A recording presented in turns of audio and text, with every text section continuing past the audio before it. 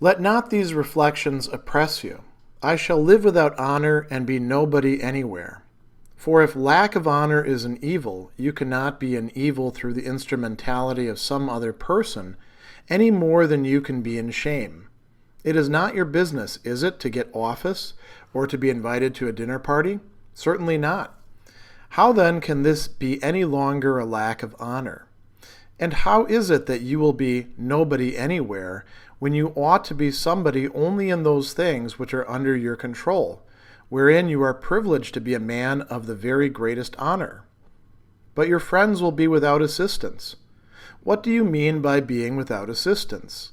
They will not have paltry coin from you, and you will not make them Roman citizens. Well, who told you that these are some of the matters under our control, and not rather things which others do?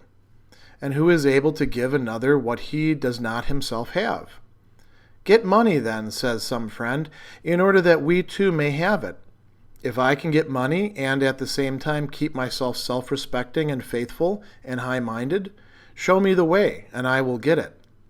But if you require me to lose the good things that belong to me, in order that you may acquire the things that are not good, you can see for yourselves how unfair and inconsiderate you are. And which do you really prefer, money or a faithful and self-respecting friend? Help me, therefore, rather to this end, and do not require me to do these things which will make me lose these qualities. But my country, says he, so far as lies in me, will be without assistance. Again I ask, what kind of assistance do you mean? It will not have logias or baths of your providing. And what does that signify? For neither does it have shoes provided by the blacksmith, nor has it arms provided by the cobbler, but it is sufficient if each man fulfill his own proper function. And if you secured for it another faithful and self-respecting citizen, would you not be doing it any good? Yes. Very well, and then you also would not be useless to it. What place, then, shall I have in the state? Says he. Whatever place you can have, and at the same time maintain the man of fidelity and self-respect that is in you. But if, through your desire to help the state, you lose these qualities, of what good would you become to it when in the end you turned out to be shameless and unfaithful?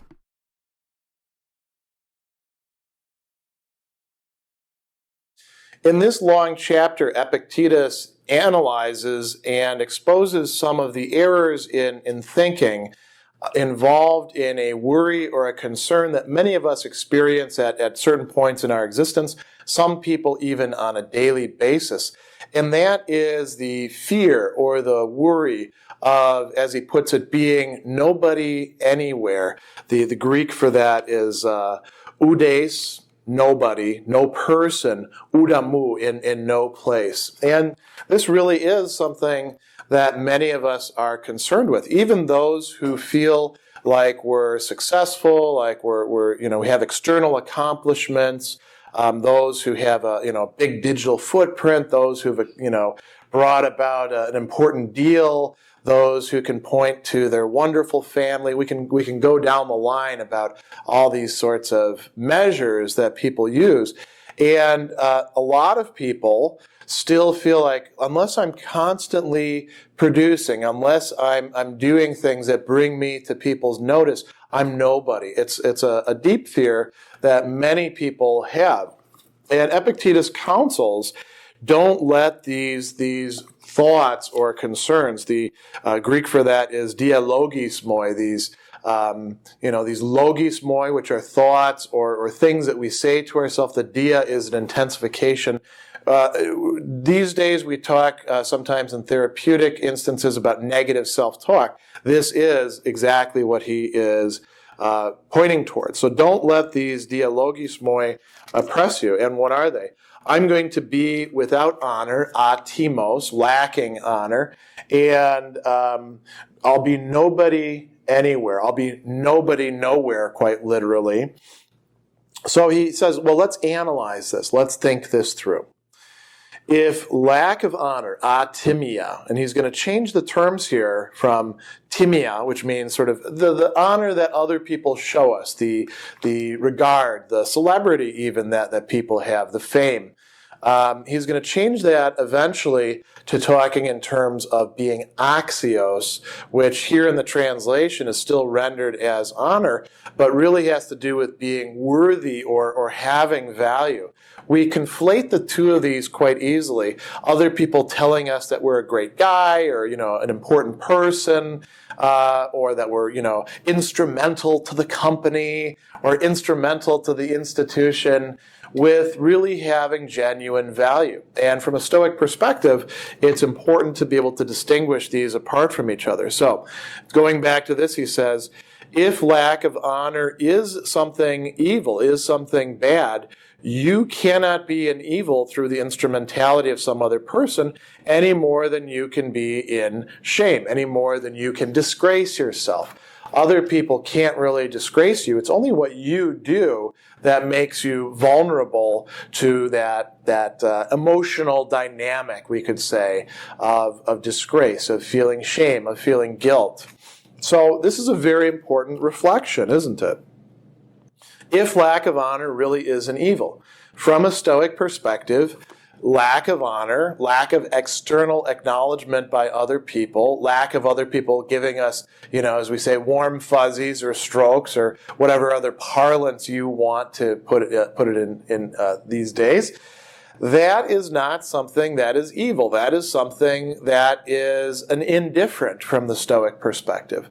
But Epictetus is writing and speaking for people who aren't all the way there, who don't realize or do realize but can't quite get themselves to acknowledge consistently that these things aren't, in fact, goods and evils outside of ourselves, that the good and evil lies within ourselves. So lack of honor, not being acknowledged by other people, it's not really an evil. But if it was, then there would be a problem here. You cannot, he says, be an evil through the instrumentality of some other person.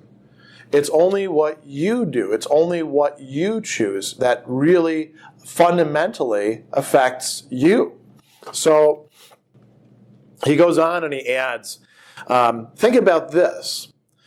What is your business? What is your ergon? What is your function, as we might say? What's your job? What's your work? And we don't necessarily mean what you do from 9 to 5 to earn a living, because your job might be something like being a parent, or your job might be something like helping out in your community. Or it could be what you do in your career or your job. It might be a hybrid of all these things. But what is your function? What is your ergon? Is it your business to get office, to be promoted, to have authority over other people, whether it's in an institution or in local government or on the internet, to be the mayor of whatever, It's kind of a facetious thing. I don't know that people use Foursquare that much anymore, but you get the idea. Is it your job to be a thought leader, to be an opinion former, to straighten everybody else out on Facebook about their political views or their views on diet or their views on this or views on that? No, that's not really your job. You might have taken that on as your job, but in doing so, you might have actually made a commitment that you can't possibly fulfill, and you probably should reconsider that if you have, and it's okay to reconsider those sorts of things. So is it your business to get office? No. Is it your business to be invited to a dinner party? One of the favorite metaphors that Epictetus has. Is it your business to have people invite you over? And, here in the States, you show up with some flowers or some beer or some wine or a dessert or whatever, and you smile at the door and you come in and make some nice chit-chat, have the appetizers, the amuse-bouches, if you have fancy culinary friends, and then, the main meal, and talk to people. We go on and on and on, right? Dinner parties. Those aren't really the whole sum of life, are they? No, unless your job is to put on dinner parties, in which case that would be your job. But that's not the job for most of us. That's sort of the icing on the cake. You want to make sure that the cake is actually there. So he says, certainly not. These aren't your job. How then can this be any longer a lack of honor? How can you be dishonored by not being invited to the dinner party down the street that the couple that just moved in is having with their friends, with the people that they know. It's ridiculous to expect that you're going to be invited to that. If you haven't put in the time in the organization, it's ridiculous to expect that you're going to be advanced up higher. If you haven't put in the time requisite, as Epictetus will point out in other places, kissing up, well, then don't expect to get pushed up in promotion. So he says, how can this, in fact, be any sort of lack of honor? How is it that you will be nobody anywhere? Well, the answer is this. If you think that being somebody depends on other people acknowledging you, and we could use the examples that he's got so far, being invited to a dinner party, being given some sort of promotion, being given some sort of public responsibility. We might add to this, having an online presence, having people give you thumbs up instead of thumbs down, having people like your posts or retweet you or whatever, acknowledge you on Follow Fridays. LinkedIn even has this function where you can, with complete strangers who you're somehow connected up with, you can recommend them for curriculum design or being a swell guy or whatever it is that you want. If we think that this is what honor really consists in, and that if we don't have honor, we're nobody anywhere, we're going to be in real trouble. We're going to feel bad. We're going to have all sorts of negative emotions associated with that, and it's going to be a difficult dynamic to get ourselves out of. So he says, when you ought to be somebody only in those things which are under your control. Whether you're somebody or not from the Stoic perspective does not depend on whether people are going to hear you talk, or whether people are saying, that guy understands Stoic philosophy so well, or whether they're signing up for your classes or any of these sorts of things.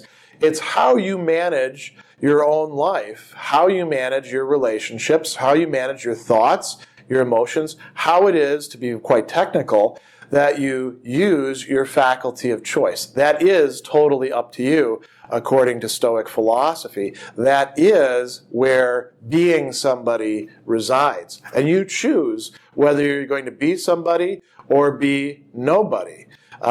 That's something that is also within your control. So he says, in the things that are under your control, you are privileged to be a person of the very greatest honor. Now, here is in the Greek where that transition takes place between talking about honor, external honor, timia, or time, and being axios, being valuable, being worthy. He says in this sentence right here, here we go, existisoi enai place to axio. So to be, have the greatest of value. Because where fundamental value resides for the Stoics is in our own personalities, in what we do with them, in what we make of them. So that is something that you can take with you.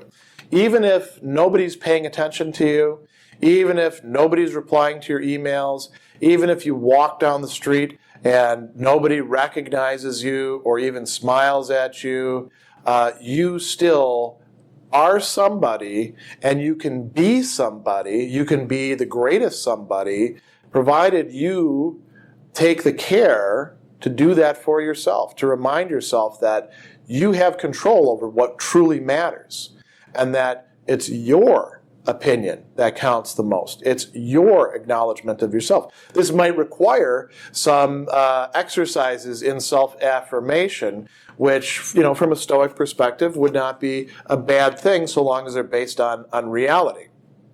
He goes on, and he brings up two other concerns that people have as sort of rebuttals that they would bring out. So one of these has to do with friends, and we'll look at that in just a moment, and the other has to do with one's community. So what about friends? He says, your friends will be without assistance. Epictetus responds, well, what do you mean by being without assistance? And then people will say things like this. They will not have paltry coin from you. You will not make them Roman citizens. And Epictetus says, well, who said you were going to do any of these things? These are not things that are fundamentally under our control. So if that's what your friends think friendship consists in, you've got some friends that are actually a bad influence on you, or at least not a good influence on you. If that's fundamentally what they're worried about, you might say the same thing about family affection as well. If your family is only interested in you insofar as you're putting money on the table or opening up opportunities for you, they don't really care about you. And you're better off facing up to that fact. So he says, who said these are some of the things under our control and not things which others do?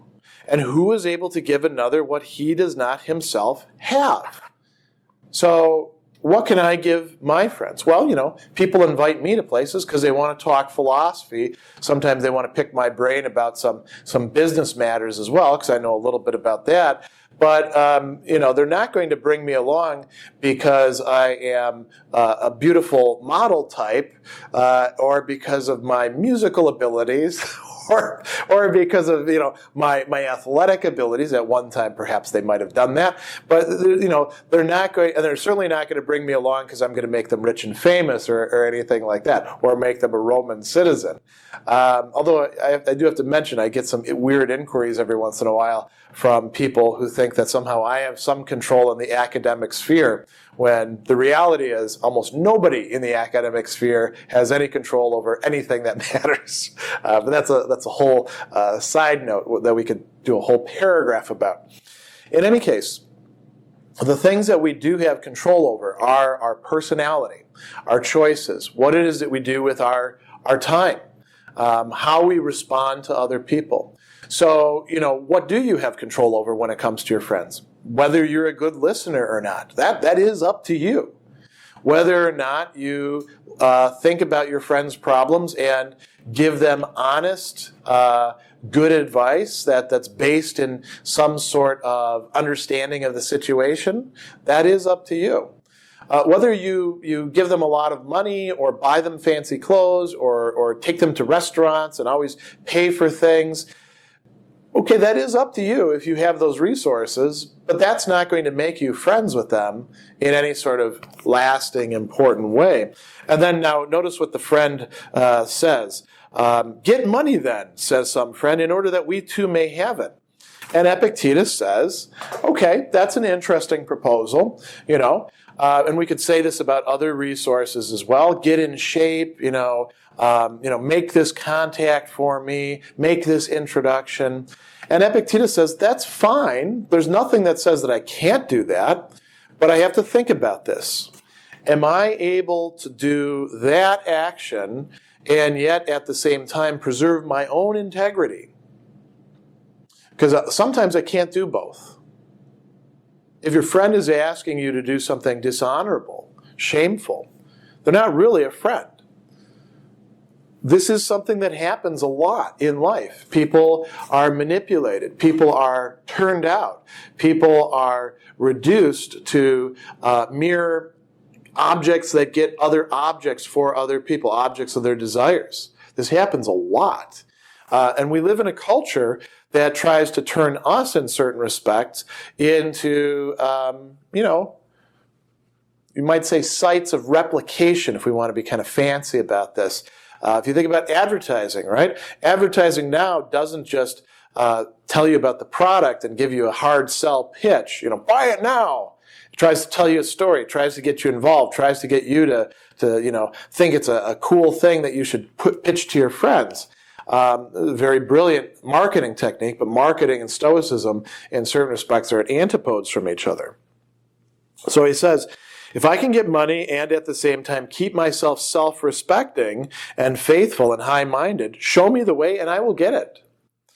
But if you require me to lose the good things that belong to me, in order that you may acquire the things that are not good, you can see for yourself, and notice what he says here, how unfair and how inconsiderate you are. Unfair, anisos, right? Unequal. And then inconsiderate, agnomones, not really thinking things through, not really paying attention. We have this happen a lot of the time. Do this and I'll be friends with you. Do this and I'll care about you. People offer us these kinds of deals that are not really good for us, and they're not even good for them. Because what they're asking us to do is supply them with something that might actually be bad for them, or at least, probably as an indifferent. It doesn't have moral value. And they're asking us to sell something that really is morally valuable, something that is axios, that we have in ourselves, and to get rid of it for them. People do this in order to be respected. People do this out of motives of love. Romantic love is a particularly dangerous sort of situation in which this occurs. People test each other. Will you do this for me? Will you do that for me? And if you have to give up your self-respect in order to do it, Epictetus says it's a bad bargain. So he says, ask your friend then, which do you really prefer? Do you prefer money, or do you prefer a faithful and self-respecting friend? Because I can't give you both. If you expect the money from me, I can give you that, but then I have to quit being a faithful and self-respecting friend.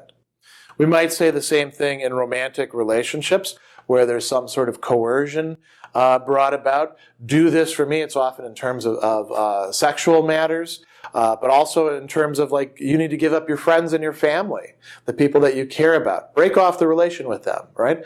That's a danger sign right there. Somebody who wants you to do that, unless your friends and family are nuts, right? In which case you do want to leave them behind, but that's irrespective of whether you're involved with somebody. If they want that from you, you can say, look, I can give you that, or I can give you me as a good person, but I can't give you both. So which is it going to be? And then if they tell you, put like that, I really do want the money, or I really do want you all to myself. Now you know to leave that relationship. You're not going to be, to take the theme to begin with, you're not going to be somebody with them. Or the somebody that you are is only a reflection of their desires and fears. It's not really the somebody that you are. If you want to be somebody and not nobody, you have to do it on your own grounds. He goes on and he says, help me therefore rather to this end. Do not require me to do those things which will make me lose these qualities. That's a perfectly legitimate thing to say to anybody who claims to care about you, anybody who claims to feel affection towards you, anybody who claims to be a family member, a friend, a colleague. You're expecting them, in effect, to recognize and behave with integrity so that they don't keep you from behaving with integrity and having integrity within your own being, depriving you of it. Now he goes on and he treats the second possible rebuttal. But my country, my patris, this is my homeland. Notice he doesn't say my polis, my political community. My patris, the place that I come from. My roots, you might say. My country, says he, so far as lies in me, will be without assistance.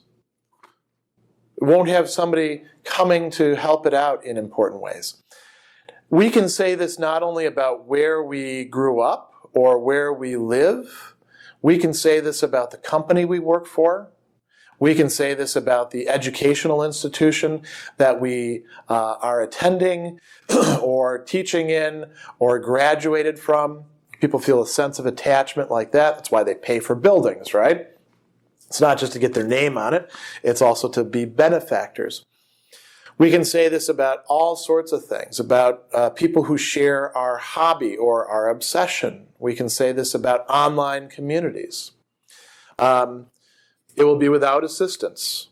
Now he asks, okay, so what are you talking about? What kind of assistance do you mean? And now he's talking about, an actual homeland, but we can think about other things. It's not going to have logias or baths of your providing. These are like big building projects, right? And he says, okay, well, what does that mean? Who cares about that? And here's a great example that he uses. Neither does it have shoes provided by the blacksmith, nor arms provided by the cobbler. Blacksmith provides arms, weapons, horseshoes too, and other things as well. Who provides the shoes? The cobbler. Who provides the food? The grocer. Who provides the massages? The massage therapist. We can go on and on and on, right? Each person has their task. Is it the task of the blacksmith to build a big college up on the hill? No. It's his job to sit there in front of the hot, forge and hammer things out that other people can use. Is it the farmer's job to inform us about philosophy? No. I mean, if he happens to do that, or she happens to do that, that's great. If he finds some way to fuse farming and philosophy together, that's really cool. But that's not an expectation for the benefit of your homeland, right, where you're from. So he says, it's sufficient if each person fulfills his own proper function. You might say it in a more contemporary way. It's fine if everybody sticks to their own job, if everybody does their one job well. You've all seen these funny memes. You had one job, right? And it'll show, something getting totally screwed up. We have an example of that, contemporary example, which by the time that you watch this will no longer be contemporary, but I witnessed last night as I'm shooting this video, which is the game which was supposed to kick off the NFL season, got screwed up and canceled precisely because somebody painted the field wrong with a paint that could have produced player injuries. You had one job, paint the field. Everybody's really, really mad, right? If we all stick to our job, we make a better environment for everybody else. You can say this not only about, economic transactions, you can say this about how it works within a college, you can say this about how it works within a company, you can say this about how it works within a family. Not everybody has to do the same thing. So he goes on and he says, if you secured for your country another faithful and self-respecting citizen, would you not be doing it any good? And the person he's talking with says, yeah, I guess so. Very well. And then you would also not be useless to it. So think about this in terms of political activism or all the other types of activism that people do. We can change the world for the better in many ways. And we do want our homeland, our patria, to be the best that it can be. But does that mean that we're all individually responsible for all of the problems? No. You can work on this thing or this thing or this thing. And if you feel a calling to do that, if, eliminating the horrors of factory farming is your thing, great. But don't expect that that means that you have to do everything else or that you're even the one person who's going to change the world in that respect. You're probably going to make a little bit of effort, and that is enough. That is something. That is not nothing. And you're not nobody for doing that. You are somebody who chooses to benefit their community. So he says, the person might say, what place then shall I have in the state? Well, Epictetus says, whatever place you can have, and at the same time, notice the trade-off here, and at the same time, maintain the person of fidelity and self-respect that is in you. People come to politics all the time and say, I want to change the system. I want to make things better. There's a lot of people who have great intentions, and then they get into politics, and politics is very messy, requires a lot of compromises, and there's a lot of corruption. In our contemporary democracies, the way in which political processes work is, quite often dismaying to watch, to find out about. And you're going to be constantly posed with this issue. There's getting things done, getting, what people want, and then there's maintaining the person of integrity and faithfulness, pistis, inside of you, the person that you brought there. And you're not actually going to be doing people a hell of a lot of good if you allow this person to become corrupted. Because the whole point of you going into politics to change the system was that you were bringing something new that had been lost by these other people who came in also with integrity and then somewhere along the line lost it. We can say the same thing about any institution that you enter. As you rise up through the ranks, There are a lot of temptations to get rid of that integrity because it seems to stand in the way so that you can advance. From a Stoic perspective, if you do that, you are actually going to be throwing away what is more valuable. So he says, if through your desire to help the state, you lose these qualities, what good would you become to it when in the end you turned out to be shameless and unfaithful? We can say the same thing. What good does it do for you to rise and become the CEO of the corporation that is ruining the environment for all of us if along the way you quit caring about the environment and the harm that that company is doing? It's not going to do any good. You're just, as we say, only the faces change.